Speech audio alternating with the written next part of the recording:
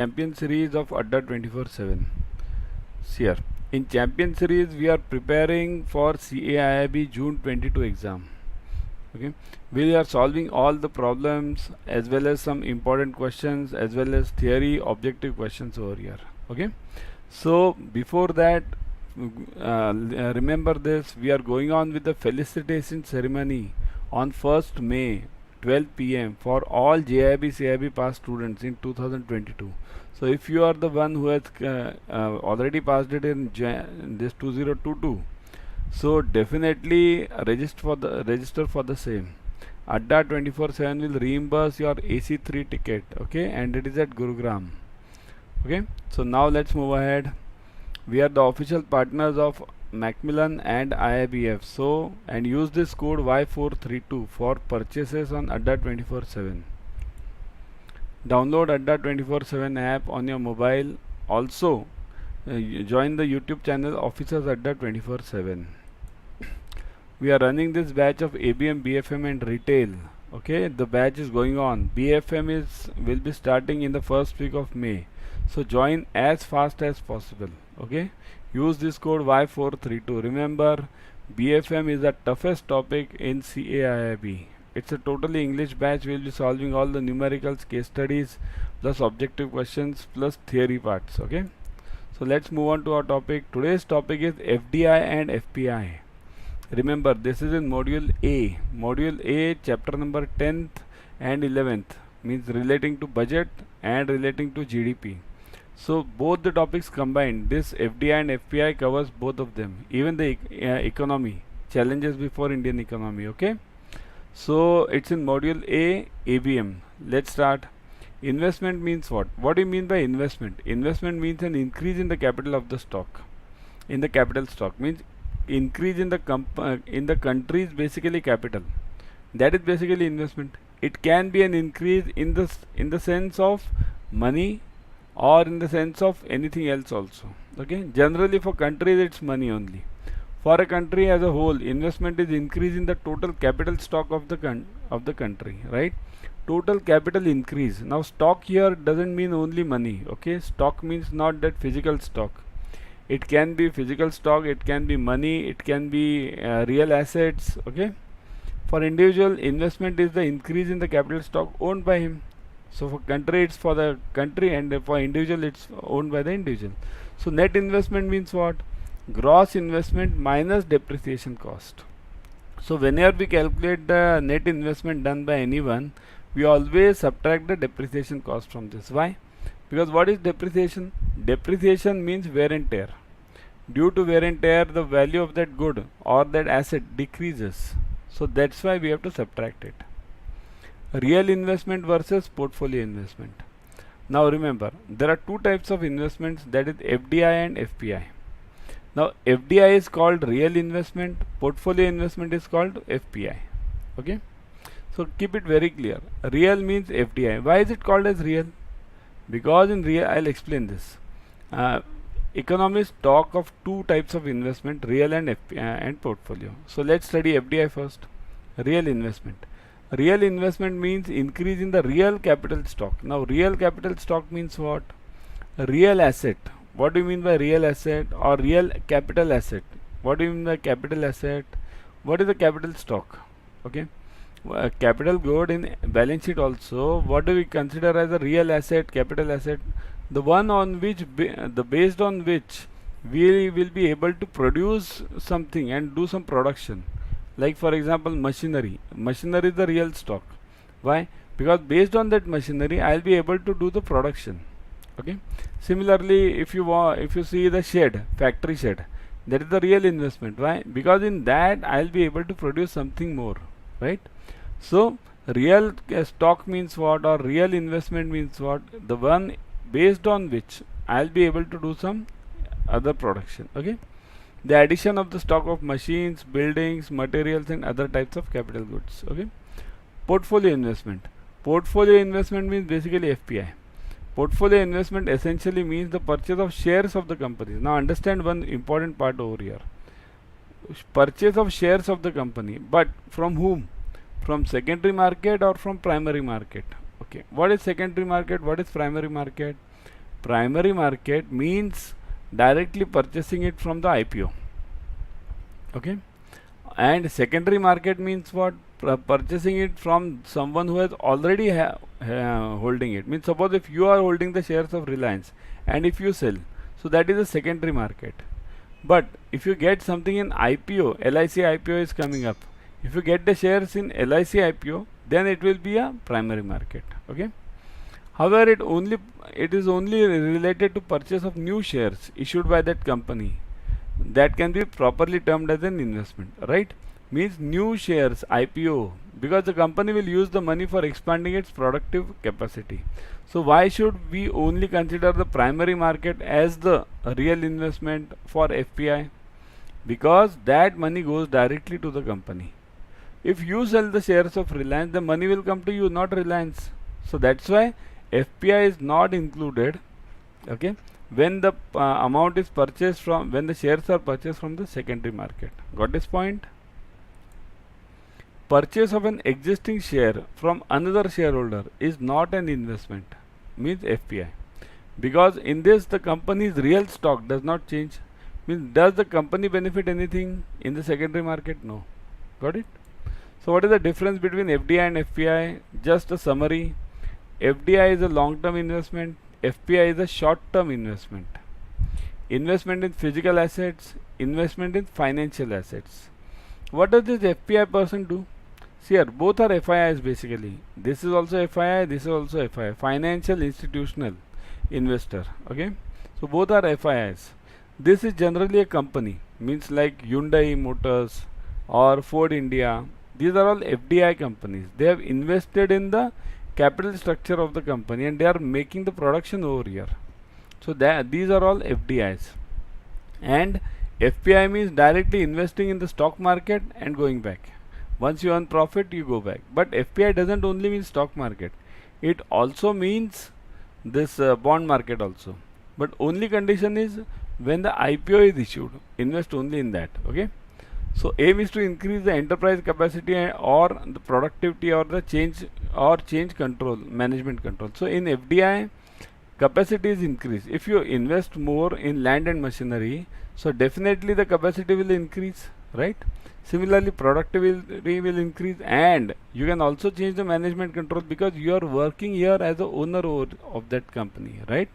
So that's why FDI will always change the management, whereas FPI will never change any management. Aims to increase the capital availability. Only the aim is to increase the money. Now here we are talking of investing in the IPO. Okay.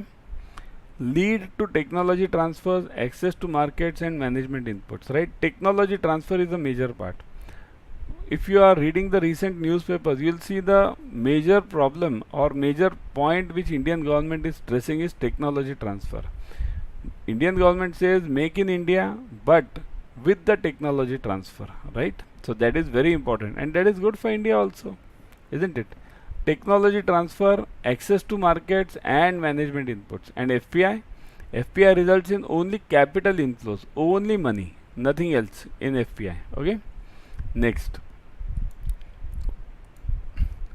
FDI flows in the primary market and here FPI flows in the secondary market, right?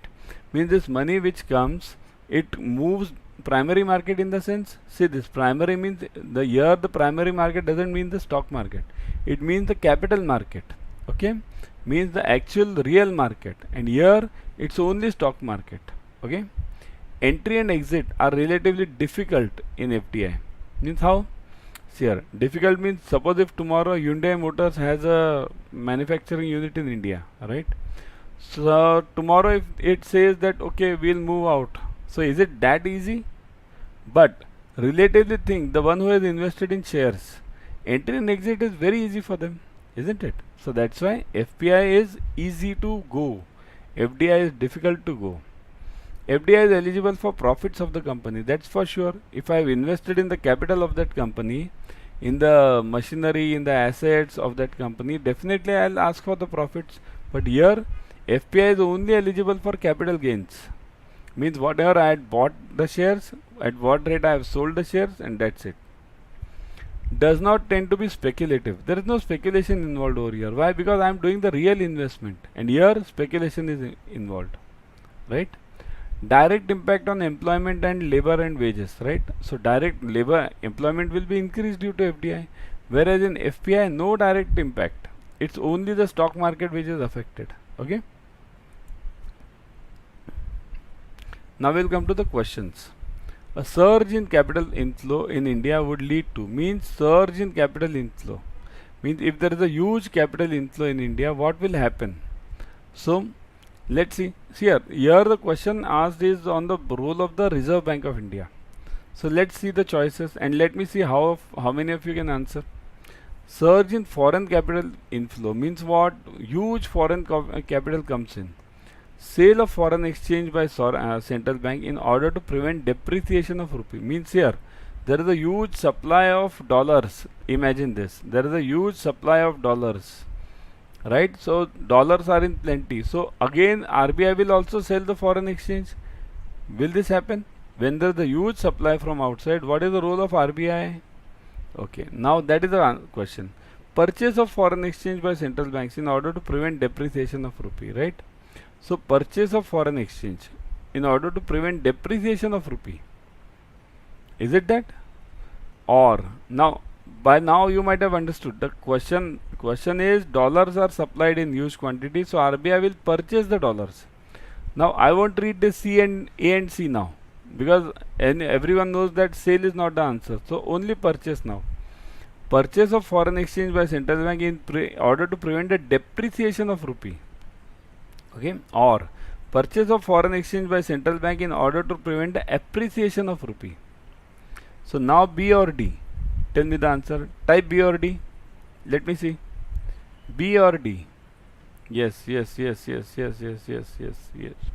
Everyone is typing B. Some are typing D.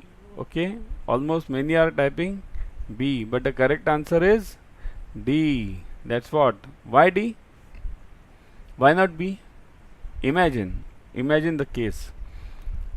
There's a huge supply of dollars. Okay, so what will happen?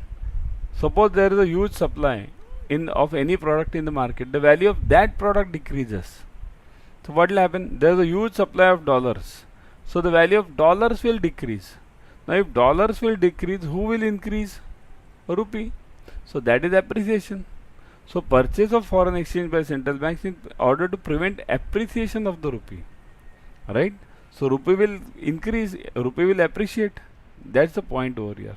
So you will say, why should RBI prevent appreciation of rupee? That's a good sign, isn't it? Means suppose if the rupee appreciates tomorrow. Appreciates means what? What do you mean by appreciation and depreciation? See here, it's very simple. If $1 costs, let's say 80 rupees now, then appreciation means what? $1 will cost 90 rupees or $1 will cost 70 rupees. Appreciation of rupee means what? Type in the this comment section. $1 costs 80 rupees. So what is appreciation now? If this dollar rate goes to 90 rupees, then it's appreciation of rupee, or dollar rate goes to 70 rupees, then it's appreciation of rupee. What is the appreciation? Right. So the answer, many of you have typed 70, correct. It is appreciation means the value of rupee increases. Means what? For $1 I had to pay earlier 80 rupees, now I am paying 70 rupees. So the dollar has decreased and my rupee has increased, appreciated. Okay. So that is the meaning of appreciation. Suppose what is the depreciation in rupee?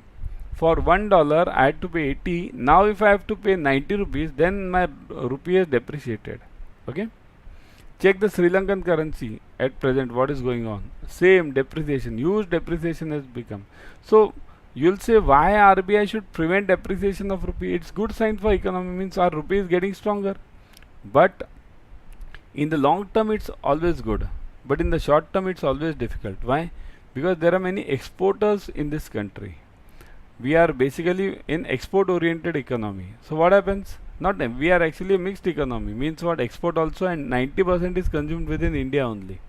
But 10 to 15% which we are exporting, so those would be affected. So if they are, how they will be adversely affected here? If the rupee appreciates, means what? If I was to get, I am an exporter, let's say, and I was to get, let's say, $1 for any of my exports. So that $1, if I convert it to rupees, it would be what? 80 rupees. Now if the rupee appreciates and it goes to, let's say, 65 or 60, then the person on the other end will always give me $1 only. But how much will I get in India? Earlier I was getting 80 rupees, now I will be getting 60 rupees.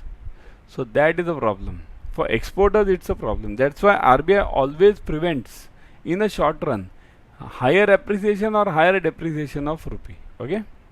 So next point. Which of the following is not the recommendation of Arvind Mayaram Committee on rationalizing FDI or FPI? Now what is this Arvind Mayaram Committee? See this. This committee was formed in 2013-14. And why was this committee formed? This committee was formed so as to ease the way for FDI and FPI in India. Ease the way means there were many bottlenecks earlier also. So the way is totally eased, means it's made easy to invest in via FDI or FPI. So that's why this committee was formed. So which is not the recommendation? Not, remember, we have to search the not. Now many of you might not be knowing the recommendations also, isn't it? Because we are in bankers, we are not concerned with all these things. I'll give you the direct answer, okay?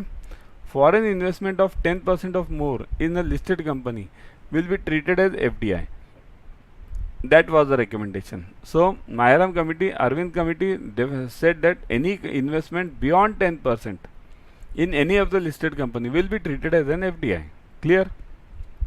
In a particular company, an investor can hold the investments either the FPI route or this FDI route, but not both. Means what? Anyone can hold either through FPI, he can invest in stock, or he can use this FDI route. This is FDI route, but not both. Okay, so that was also the recommendation. Okay, B is also true. Any investment by way of equity shares, compulsorily convertible preference shares or debentures, which is less than 10% of the post-issue paid-up equity capital of the company, shall be treated as FPI. So this was also the recommendation. Means, now what do you mean by all these things here? These are all difficult words, right? Equity shares, common equity. In JAIIB you had studied that. Compulsorily convertible preference shares. Now what do you mean by convertible preference shares? Here, convertible preference shares, stocks are of two types, preference and common equity. Preference is always given at the beginning of the company, when the company is just starting and nobody is ready to buy the shares.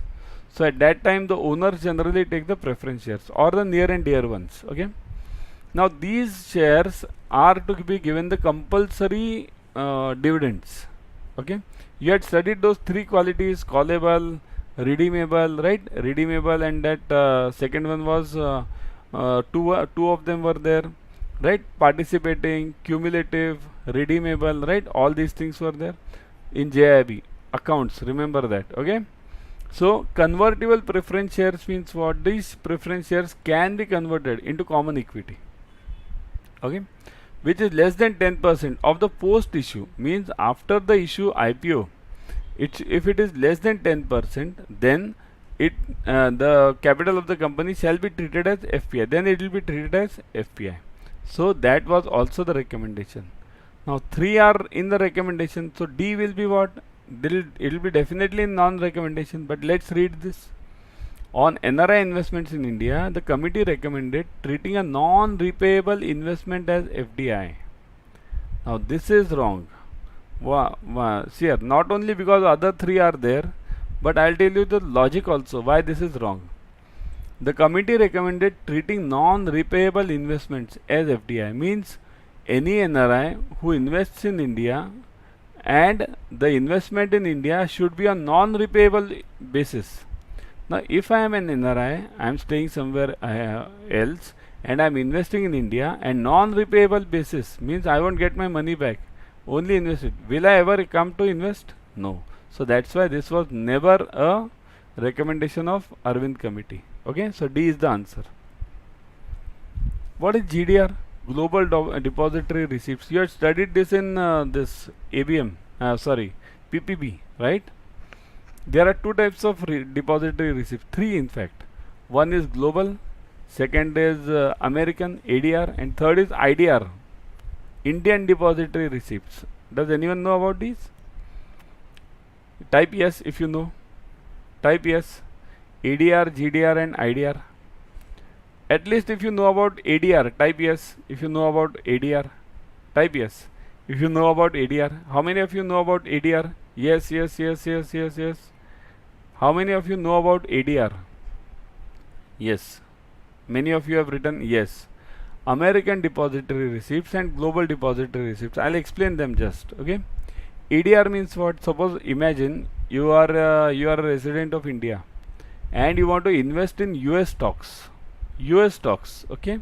We have a stock market over here, BSE, NSE. Similar, US has 2-3 stock markets, NYSE, Nasdaq, right? And that Dow. But Dow is not a actual stock market. It is a composite. Okay.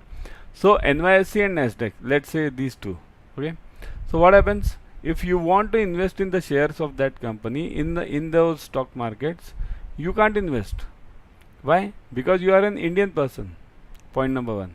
Now other logic also. If you are an Indian company, let's say Tata, and you want to list your shares in NYSE or Nasdaq, you want to list your shares, but you are an Indian company, so you are not allowed to list your shares in that company, because your company needs to be in USA. Okay. Of course, Reliance, Tata, everyone is listed in USA also. They have their ADRs also over there. So how these companies put their shares in the NYSE and Nasdaq? Here they keep it simple way. They buy the ADRs, means they issue the ADRs. So these ADRs are similar to that of the stocks, and the persons in USA can buy these ADRs. On the same lines, we also have IDR, Indian Depository Receipt over here. Okay. So if you have checked, there are many IDRs available in Indian NSE and BSE. Type on Google IDR on this. Earlier that Standard Chartered India was having this IDR. Okay. So remember, the company which is not a resident of that country, if it wants to list the shares in that stock market, so either it can go for ADR in America, GDR is for Europe. So same logic, no logic difference. Means GDR is for Europe, and IDR, some foreign company wants to list it in India, then it will buy and then it will issue the IDRs. Okay. So what is GDR? Okay. It is a receipt issued by multinational banks on the deposit of money. It is a receipt issued by stock exchange to the bank clearing mechanism. It is a receipt issued by the overseas bank in lieu of the shares of the domestic company. It is a receipt issued by stock exchange on investment by the foreign portfolio investor. Which of them? Type ABCD. Let me see. Type ABCD. ABCD. Which one? Which one? Which one? Which one? Which one? Yes. The answer is correct. C. Receipt issued by overseas bank in lieu of the shares of the domestic company. Now what do you mean by this? What do you mean by this? What is this overseas bank? Okay. Understand the concept. What did I tell you about this ADR? I'll give you example of ADR only, because GDR and ADR are same, only the countries are different. Okay. So understand the concept. See here, if I want to invest in US stock, if I want to list my shares, I am a company, I want to list my shares, so I can't list it, as I told you. So I'll have to issue ADRs. Now how can I issue ADRs? See here, this authority is given by the government of USA to certain banks in that country or agents in that country. Those agents issue you the ADRs, means you these are simple paper like structures. Okay. Now online, and based on this they will issue the shares like structure in the stock market. Means people over there will buy these stocks or ADRs, and the effect of those purchase high or low prices will be on your this receipt which is issued by that bank to you. So if the price of that stock is increased in that stock market, the price of your receipt also increases. Okay. Both FDI and FPI or FII you can call it. FII is actually the investor. We call it FPI. Okay, FII investment is okay. Foreign institutional investment. If it's an investment, then you can call this as an FPI. Both FDI and FPI are related to investment in the country. Which of the following is incorrect regarding FDI and this FPI also? You can take this as FPI, means one and the same. Foreign institutional investment. Investment can be in FPI only. Okay, so this can be taken as FPI. Okay, so FDI and FPI, which of them is not correct regarding FDI and FPI? Both FDI and FPI bring capital into the economy. So incorrect we don't want the correct thing. Okay, FII invests in technology oriented enterprises, whereas FDI invests in traditional business setups. So FIIs invest in only technology oriented investments, whereas FDI invests in traditional business setups. Is it so? Which is the maximum sector? Which is the sector which has earned a lot of FDI in last 10 years in India? Which is the sector? FDI. So it has gone into telecommunications, maximum FDI. Now is telecommunications a traditional business setup? No. So this sentence correct? So FDI invests in only traditional. Is telecom not telecom a traditional business? So FDI also invests in telecom. So this sentence will be incorrect. Okay, let's read the remaining ones. The restrictions on the entry of FDI are lower than that on the FII. Incorrect we want it. So this is correct. Restrictions are lower. For FII the restrictions are high. Why? Because they can go out anytime. FDI doesn't go out anytime, right? FDI is considered more stable than FII. FII can be withdrawn even with a short notice. So that is correct. FII means FPI, you can think of it. FPI can go anytime. It's just an investment in the stock market. But FDI doesn't go anytime. So that's why C and D are correct. A is also correct. So which is wrong? B. Correct? So answer is B. Participatory notes are associated with which of the following? So PNs are associated with which of the following? Firstly, what are participatory notes? Understand that first. Okay. A P note participatory note commonly known as P note or PN is an instrument issued by a registered foreign institutional investor to an overseas investor. Okay. Who wishes to invest in Indian stock markets without registering themselves with the market regulator. Means suppose if I am an NRI, not NRI, I am a foreign person. Why NRI? I want to invest in India. So if I have to invest in India, I have to get registered myself with SEBI. Okay. Now I don't want that. So what will I do? Why I don't want that? I don't want to give my identity that I have invested. So in that case, what will I do? I'll come through the P note route. In this P note, I'll come to some person in the country, some registered person. Okay, this is known as foreign institutional investor. So this FII, I'll go to that FII. He is of course a foreign person. I'll go to that FII and he is registered. Remember, he is registered with SEBI.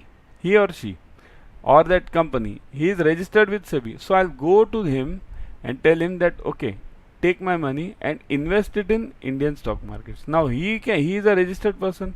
He can invest. So he'll take my money, invest it in the stock market, and whenever there is a profit, he'll take his money back and give me my share. That's the simple logic of P notes. But that is always a problem because my identity is not revealed. That is a serious issue. Okay. So P notes are associated with which of the following? Consolidated Funds of India, Foreign Institutional Investors, United Nations Development Program, and Kyoto Protocol. Answer is very simple. The answer is B. Okay. Foreign Institutional Investor. What is this Kyoto Protocol to do with this participatory notes? UNDP, nothing to do, right? It's a developmental program. Consolidated Funds of India, nothing, not an issue. Okay. So only FIIs. Got the point? The term hot money is used to refer to. Now what is hot money? Hot money means that money which can go out anytime. So currency plus reserves of RBI means whatever RBI is holding the reserves and currency. So what is that called as? Anyone remembers? I had taken it in my earlier lectures also. Currency plus reserves, that is known as money in circulation. Always remember this money in circulation. Money in circulation will be divided into two parts. Always remember, I am just giving an additional information. Money in circulation will be divided into two parts. Which one? Money with the public and money with the banks. Okay, so that's enough for this A part now. Net GDR receipts. So GDR, Global Depository Receipts, hot money. GDR is for what? Investing in Europe, and hot money is the term used for India. Okay. Net foreign direct investment. Is this FDI? Means hot money. It goes very fast. Does FDI go very fast? Last is foreign portfolio investment. So is this the right one? Type A, B, C or D. Let me see. Now I've given almost all the hints. Type A, B, C, D. Which one is the answer? Yes. A, B, C, D. A, B, C, D. Yes. Many of you have typed D. So answer is D. Correct? We'll go with the majority. Okay? Not with the majority, the correct answer. The correct answer is D. Okay? Because hot money means what? It can go out any time. Okay? That's the meaning of portfolio investment, isn't it? So that was the point, and that was the regarding FDI and FPI. Again, I would suggest join this ABM BFM retail batch, which is started from March 28. BFM will be starting in the month of May. Okay, first week of May. So join immediately. Also, if you have missed the classes, you will get the recorded sessions. Okay, so 6 a.m. to 8 a.m. it's totally in English. Join this batch as fast as you can. Then also many of the students are asking me for some discounts. So discounts are already available over there, right? How can you check for the discounts? See this. Type Adda 24/7. Okay, one sec. Yeah, I'll show you how to check the discounts.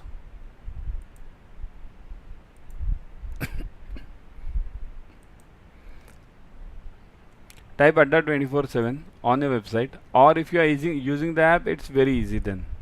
On this you just check banking and insurance, JAIIB, CAIIB. Click on JAIIB, CAIIB. Once you click on JAIIB, CAIIB, you'll see all these JAIIB, CAIIB, Mahapak, JAIIB, CAIIB, PNB SO, Bank of India SO. Here all the exams are covered over here. Okay, so click on CAIIB. You click on CAIIB, you'll see the batches over here, all the batches, right? Click on any batch, the batch which you want, and here with my face, use this batch. Okay, so 17999, this batch. Okay, click on this.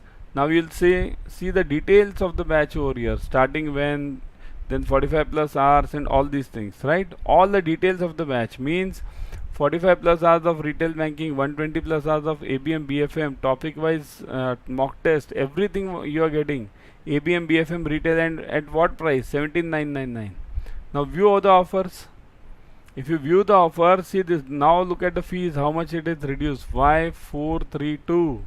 Apply this. Y432. See this.